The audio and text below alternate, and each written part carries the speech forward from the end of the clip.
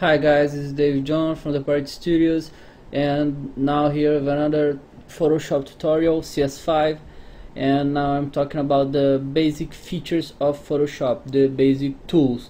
Is this column in the left side of the screen, and I'm going to use this picture of Lost, the show that I was very fond of, and now it's gone, and I'm doing this tutorial of this picture because I really like this series. And let's start, beginning with the move tool. The move tool is the basic tool for moving things, all images and objects that you have on the screen. You select it and you select the image, and you can change its sides and flip up and down and everything. And if you have this show transform controls marked, you can shrink the image or enlarge the image, do whatever you want with the image. It's like a free transform control. Okay, next is the marquee tool. It doesn't matter which one you get, the only difference is the form that will come the marquee, and you can mark anything you want. Now I'm getting Jack, and he is marked. And what does it does? It all the effects that we use, or paint, or anything that we want to do inside this marquee won't affect the outside of the picture. So if we get here the brush tool and we brush inside with the blue, nothing get out of the place that is marked. So it's a very useful tool for that. Next one is the lasso tool. I will only cover the lasso tool here. The other lasso we'll see far ahead in our tutorials. And the lasso tool is a free selection tool. You get here Lapidus, and we select him, and done. It selects the same way that the rectangular marquee tool is done. If the same effect. If we want paint inside, you can paint it any way you want, and we will only paint inside the selection. Okay. Next one is the quick selection tool and the magic wand tool. The magic wand tool grabs the colors. That's what it does. It search for colors and mark them. So we put here, and it will find all the colors that seems like the color that you clicked on. Here is the tolerance. The higher the tolerance, the more color it will get. If we put here 50, it will get 50 colors above the color you select, and 60 tones down the tone you select. So it's a very useful tool when we have the same color when we want to select. The other one is the quick selection tool, and simply is select everything you touch. So you go covering and it will select everything. If you want to take off, we get the quick selection with the minus signal, and deselect anything you don't want on the image. Okay. The crop tool is basically it crops the image. You get on the corner of the image, or on the top or bottom, the sides, and you crop the image the way you like it. Nothing different than that. Now the eyedropper tool. The eyedropper tool finds the color, right? You want to something look like this sky, and you select it, and your color palette go to that color. And here in this case it's point sample, so I'm getting the exact color that I'm clicking on. If I choose the other option, 3x3, 5x5, 50x50, it will do an average.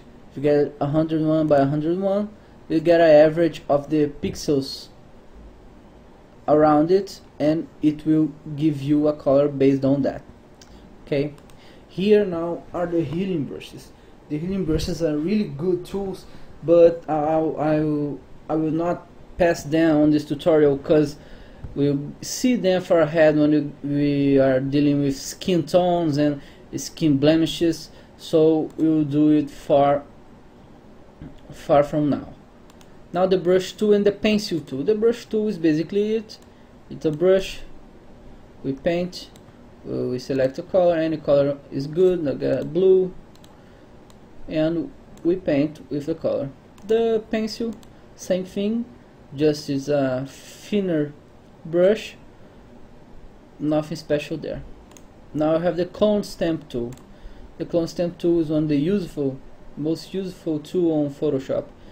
What the clone stamp tool does, it copies the place you mark and go over whenever you want. So if I get here the floor, to use this tool we have to press Alt and click on the place, so I get this pattern now. So when I go here in this bush, I pass over it with the pattern that was below, and it's getting pretty decent because the clone stamp tool goes with you see that's like a tiny cross on the bottom. That's where the clone tool is getting its pattern now, here. And now we have the history brush tool. It's a great tool too. It's a tool that does like a repair tool, because it gets back when it was before.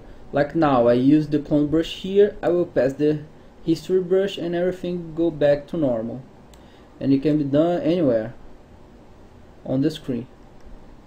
It's very useful tool for a non-destructive way of working. Here's the eraser tool, just as that, the eraser will pass and it will erase. The paint bucket tool and the gradient tool, it will not work very well because it's a picture, but I guess here, let's see, it's like the paint bucket on the paint brush, does the same thing, fills the place. The gradient tool is kind of different, we'll see far from here now. Now I have the blur and sharpen tool. The blur tool is like that, it blurs things. Look, Richard's face, Said's and Kate, they are all blurry. And if you get the sharpen tool, it's the opposite, it's sharpening images like that. We can use it. Okay, and I pass the sharpen tool, and here we go the dodge tool and the burn tool. The dodge tool enliven things. Now give some light to the image when you want it. We can adjust some things, but it's basically it. The burn tool darken things, just as that. It burns things. The pen tool, it's a really complex tool, and I will make a tutorial only to explain that. Here we have the text tool. It do a text and size you want. Not much of a mystery here. It's just like any other software. We got the path selection tool, not very interesting now. We have the rectangle tool and the round rectangle tool, the ellipse tool, the polygon tool. It's like that. We do polygonal shapes. And this is not interesting right now. We have the zoom tool. You can zoom in and you can zoom out. And it's basically it. I hope you enjoyed it. We'll see you next time. Please subscribe if you want. Thank you.